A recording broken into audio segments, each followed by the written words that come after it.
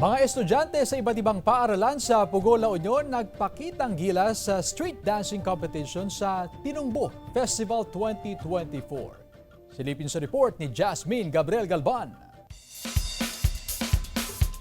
Nagpakitang gila sa street dancing competition ang mga estudyante sa iba't ibang paaralan sa Pugo, La Union bilang bahagi ng selebrasyon ng Tinumbo Festival 2024. Mula sa todo bigay na performances hanggang sa nagagandahan at makukulay na costume at props, makikitang handang-handang bawat kalahok. Sumasalamin sa mayamang kultura at tradisyon ang bawat step sa street dancing na hango sa pinagdiriwang na kapistahan sa bayan. Ang Tinumbo Festival po, ito po yung celebration ng native way of cooking noon dito sa amin. Tinumbo means pagluluto sa kawayan, yung kung tawagin namin dito kay bolo.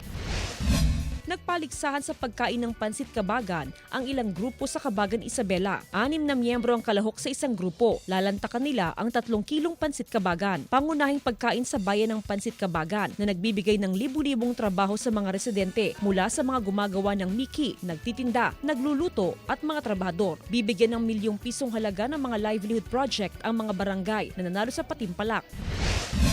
Dinagsa naman ng mga residente ang mga agro-eco booth na nakatayo sa Queen Isabella Park na bahagi ng Bambanti Festival 2024. Makikita ang iba't ibang ipinagmamalaking produkto sa lugar gaya ng weaved products, food products, furniture at sariwang mga gulay. Pila-pilang mga mamimili at mga turista dahil sa mga unique at pang-export na mga produkto gaya ng mga bags at fossilized flowers. Jasmine Gabriel Galban, One North, Central Luzon.